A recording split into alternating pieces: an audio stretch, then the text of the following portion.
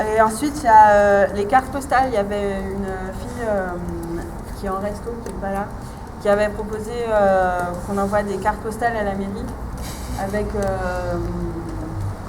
blindé de cartes postales.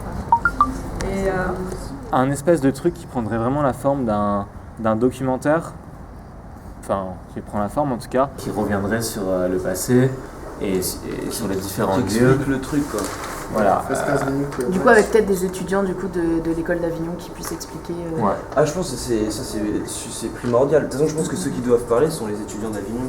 Baisse du budget, absence d'intervenants, de conférences, de workshops, manque de matériel, baisse des salaires, démission de plusieurs enseignants, suppression du poste de femme de ménage, enseignants non remplacés, CDD non renouvelés, ajournement du concours d'entrée, problème de direction, une direction peu claire sur ses intentions, absence de conseil des études et de la vie étudiante, problème de communication, site non mis à jour depuis 2 ans, absence de visibilité de l'école et des projets étudiants.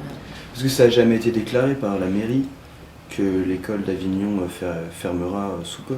Ah non, c'est ouvertement, ça n'a jamais été déclaré, mais par contre par des actions, tu vois, si tu veux, de déni quand même, parce que ça fait quand même plusieurs années qu'on leur dit qu'on n'arrive pas à se remettre de la situation de 2012 et tu vois, et qu'ils font rien pour nous aider vraiment.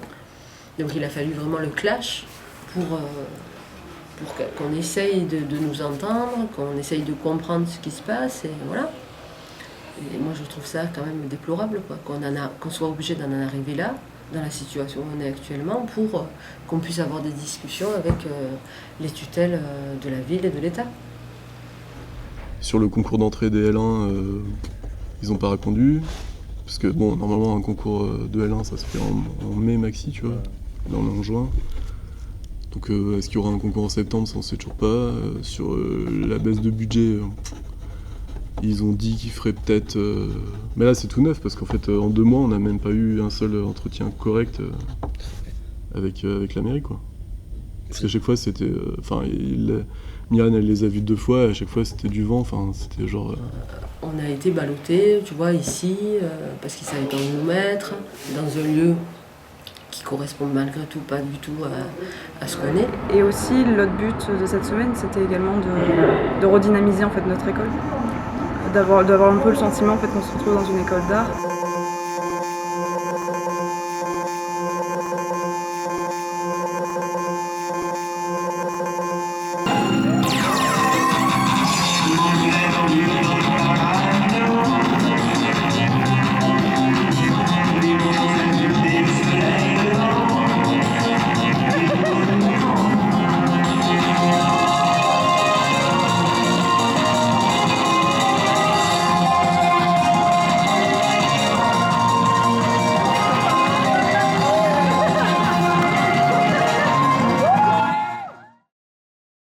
Par rapport au workshop, tout s'est fait en fait assez rapidement. C'était surtout le désir d'essayer d'aller rencontrer les autres écoles d'art qu'on avait eues en fait au tout début de la lutte avec Manu. Et du coup en fait c'était principalement aller parler de la situation d'Avignon, mais aussi aller savoir qu'est-ce qui se passait dans les autres écoles. Donc pareil avec Angoulême, aussi des écoles qui étaient de moins en danger, quoi. Et il y a eu l'événement Vision. Qui a permis, Vision c'était au Palais de Tokyo, c'était un DA qui a proposé ça, et c'était d'exposer la recherche en école d'art, et les étudiants étaient là pour montrer les axes de recherche, et donc ça a été le moment aussi où les gens se sont rencontrés autour du problème d'Avignon, et l'idée de cette semaine a été proposée à ce moment-là en fait. On a profité du réseau qu'on a pour pouvoir faire une communication de masse. Et donc voilà, après on a organisé ça, et c'est important je pense d'être ici, rien que pour pouvoir rencontrer d'autres étudiants qui sont dans d'autres écoles, des trucs, c'est super compliqué, tu vois, de se voir tous quand tu es au Havre et rencontrer des gens d'Avignon, c'est juste l'autre bout de la France, tu vois. Donc des moments comme ça sont importants, c'est le premier workshop inter-école d'initiative étudiante, donc on est super content que les gens soient venus, et je pense que c'est à refaire. Au départ, j'avais entendu parler de ça et je me suis dit, ouais, c'est juste une bonne raison, juste pour passer une semaine fun, tu vois. Et puis finalement, je me suis dit, justement, c'est important que j'y aille. Si justement, je me dis, si c'est juste une semaine fun, c'est juste que je suis pas au courant de certaines choses, et y aller, bah, ça me permettra de mieux être au courant de ce qui se passe. Et puis c'est vrai que c'est fun en fait. Franchement, c'était vraiment une semaine vraiment énorme, quoi, tu vois, et où il y avait énormément de choses positives. Des choses que j'ai pas vraiment trouvées ailleurs, ou en tout cas pas dans des contextes plastiques, comme ça. Pour moi, ça ressemble beaucoup, je leur dis, mais aux chantiers internationaux, tu vois, à des formes de colonies de vacances un peu pour adultes, où tu te retrouves entre personnes comme ça. Mais en même temps, dans un contexte plastique où tu peux aussi être dans une passion de travail, quoi, en fait. Donc du coup, il y a les deux qui sont mêlés et c'est explosif, quoi. Voilà. Et évidemment, c'est lié aussi au fait ça c'est très important, qu'on dorme ensemble, en fait, qu'on vive ensemble en plusieurs jours. Sans ça, ça sera pas possible de faire ça. Ça, c'est vraiment, je pense, des formes vachement passionnantes de vivre avec des gens, parce que c'est là où tu es dans la périphérie, dans la contingence, que tu crées des liens, en fait, par tous les éléments de ton environnement. Et ça c'est super important, en fait. Les jeunes sont là pour travailler, ils travaillent ensemble, en communauté, ils se partagent tout, donc non, c'est formidable. Non, ça se passe bien. Je veux dire, après, ça fait un monde un peu familial, je veux dire. Ouais. Même les gens qui ne se connaissent pas de suite, mais ils sont conviviales, on discute avec eux, que c'est vrai que quand il y avait certaines personnes, c'est travailler en communauté. c'était assez froid, quoi. Réunir les gens par le travail, en fait. C'est-à-dire de proposer des projets concrets, réalisables et réalisés à la fin, pour que les gens puissent se rencontrer et avoir des moments d'échange. C'est-à-dire utiliser l'école d'art comme un espace de rencontre et de création pour faire du dialogue, en fait, tu vois, entre les gens et échanger des savoirs et ce genre de choses, quoi. À tous les slogans, tu vois, moi j'ai été surpris, j'ai juste proposé des slogans comme ça, tu vois, puis et il y en a plein qui ont été repris, où il y a eu des affiches qui ont été faites dessus, tu vois. Et puis après, une fois qu'il y avait des affiches qui ont été faites, il y en a d'autres qui les ont filmées, tu vois. Puis c'était une manière à faire un film. Et puis peut-être que si le film on le diffuse tout à l'heure, ça va peut-être donner d'autres idées pour autre chose, tu vois. Donc on fonctionne vraiment en communauté, tu vois. Il n'y a pas ce fait qu'on compartimente un petit peu souvent en école d'art, tu vois. Où on fait des groupes assez précis, tu vois, mais on veut que tout le monde soit un petit peu individualisé dans son rapport un petit peu aux pièces et aux œuvres, quoi. Là, au contraire, l'idée c'est pas forcément de produire des objets en tant qu'objet, mais plutôt d'être dans une dynamique, et c'est ça qui fait qu'on se rencontre, tu vois, tout le temps. Et je suis impressionné, tu fais un tour de l'école, tu vois, tu fais un tour toutes les 2 heures, il va se passer un truc à chaque fois, tu vois. Et ça c'est génial, quoi, tu vois, et c'est quelque chose qui est un petit peu en école d'art, mais peut-être pas suffisamment, quoi. Là il y a vraiment une émulation, une espèce de concentré, tu vois, de toutes ces choses-là, quoi. C'est super intense, et moi ça me plaît beaucoup, quoi. Donc j'espère qu'il y en aura d'autres, des choses comme ça, parce que j'ai l'impression d'avoir autant appris qu'en 2 mois de travail à l'école, quoi.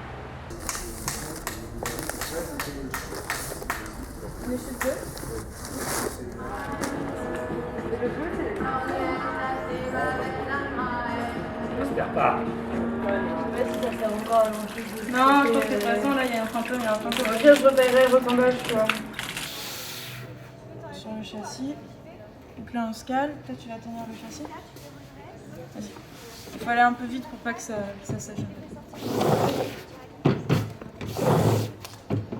Hop, on soulève. Et toi, tu prends. Et l'idée, c'était d'ici de proposer ça parce que déjà, il y a plein d'étudiants qui sont super curieux de cette technique-là, qui connaissent pas, qui des fois se disent que c'est compliqué. Chose qui est complètement fausse, en fait. Tu vois, ça prend pas tant de temps que ça, c'est pas si compliqué que ça. On peut faire des trucs super impulsifs. On n'a pas besoin de passer par l'ordinateur, on n'a pas besoin de maîtriser Photoshop ou de faire des trucs super compliqués, en fait. La sérigraphie, c'est quelque chose qui est à la base quelque chose de très impulsif. Ça vient quand tu regardes l'atelier populaire de 68 ou des trucs comme ça, c'était tout en sérigraphie, quoi. Les mecs, ils ont vraiment... Et donc, c'est un outil d'impression qui est hyper intelligent, hyper rapide quand tu es dans des situations comme ça où tu te dis, bon, allez, on fait des affiches rapides qui sont impactantes. Genre, tu prends du noir, du rouge, du papier, bam, on y va, on tire 50 exemplaires, en un quart d'heure, c'est fait, quoi. Et avec ça, tu peux en coller des pans entiers dans les villes. Et c'est juste hyper approprié, je trouve, par rapport à la situation d'Avignon. Et genre, moi, j'ai vu qu'ils faisaient le cheval de Troie, là. Ils nous ont dit, ouais, allez, on fait des affiches, on va les mettre dedans. Bah ok, nous on est des terres, on fait des trucs, ils nous ont foutu des slogans, on y va. Et on s'incruste à ça, tu vois. On s'incruste à l'énergie qu'ils ont et ça donne une dynamique à cet atelier. Parce que s'il n'y avait pas eu le cheval de Troie, on aurait fait certes des trucs. Mais c'est ça qui est intéressant, c'est de vraiment de faire fusionner ces deux choses-là, en fait, tu vois. Moi, je suis venue pour ça, en fait, pour dire, ok, je suis en atelier technique, on fait des trucs pour des actions que les étudiants d'Avignon ont envie de faire, et leur pour leur donner des outils aussi.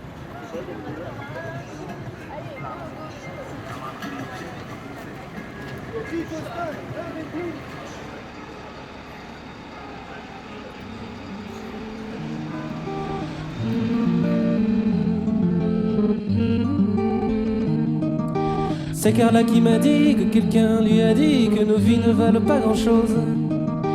Elle passe en un instant comme fanent les roses. C'est Carla qui m'a dit que quelqu'un lui a dit que le temps qui glisse est un salaud, que nos chagrins, il s'en fait des manteaux. C'est Carla qui m'a dit que quelqu'un lui a dit que tu l'aimais encore. C'est Carla qui m'a dit que quelqu'un lui a dit que tu l'aimais encore. Serait-ce possible? Serait-ce possible?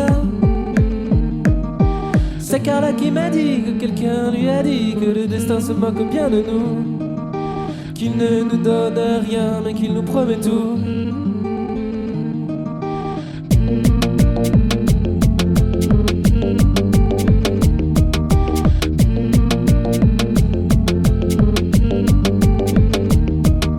C'est Carla qui m'a dit que quelqu'un lui a dit que tu l'aimais encore. C'est Carla qui m'a dit que quelqu'un lui a dit que tu l'aimais encore. Serait-ce possible? Serait-ce possible?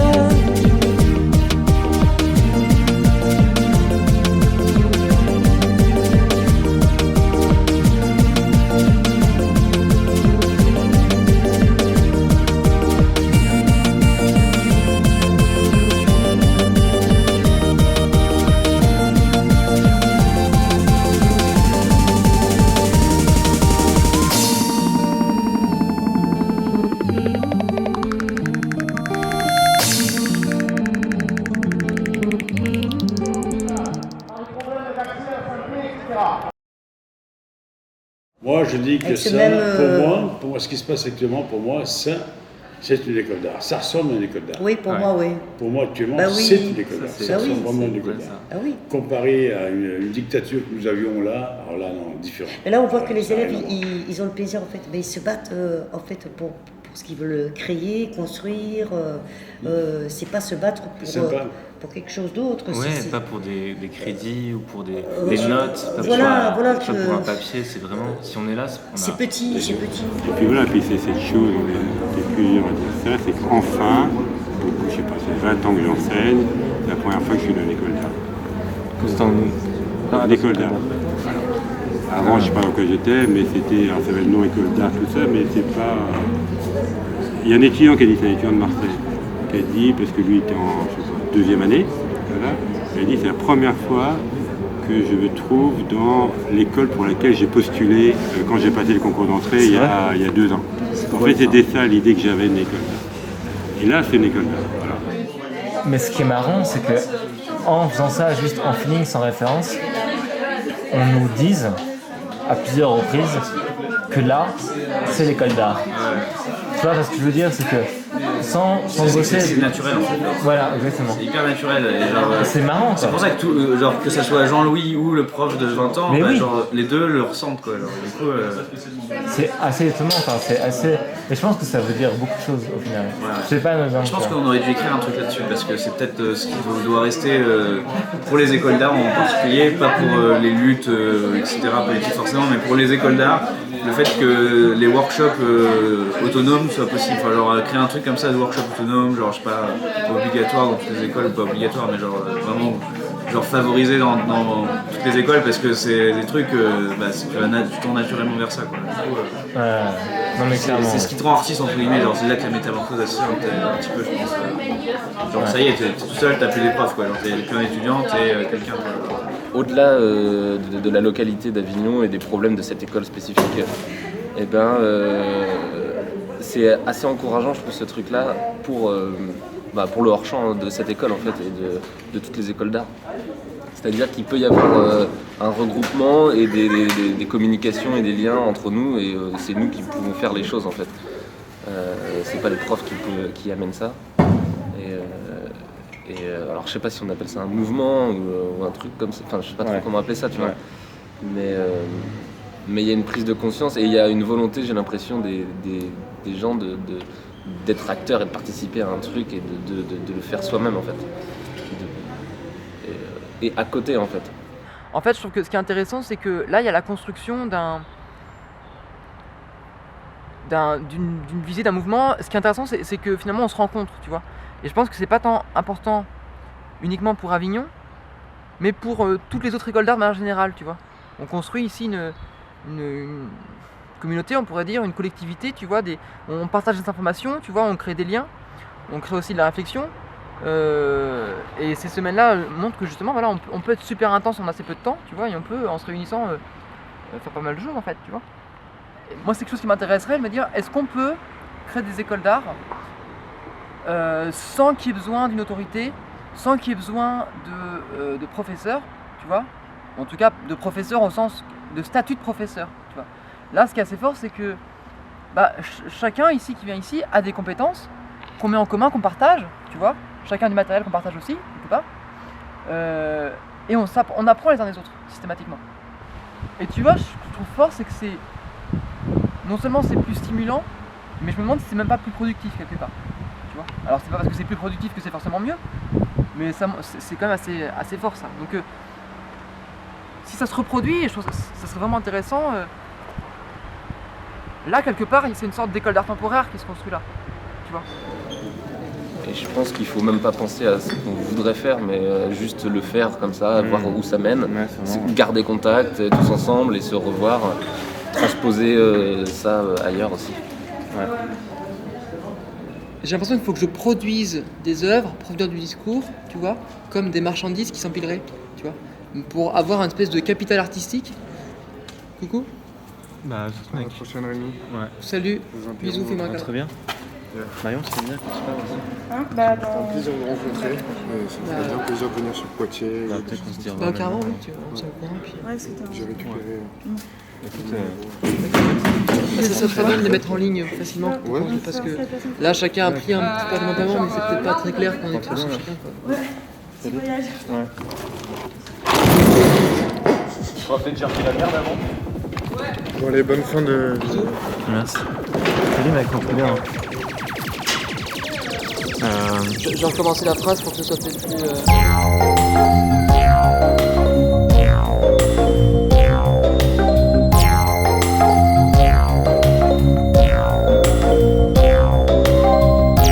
Y'a tant de vagues et de fumée, on n'arrive plus à distinguer blanc du noir et l'énergie du désespoir. Le téléphone pourra sonner, il n'y aura plus d'abonnés et plus une idée que le silence pour respirer, recommencer là où le monde a commencé.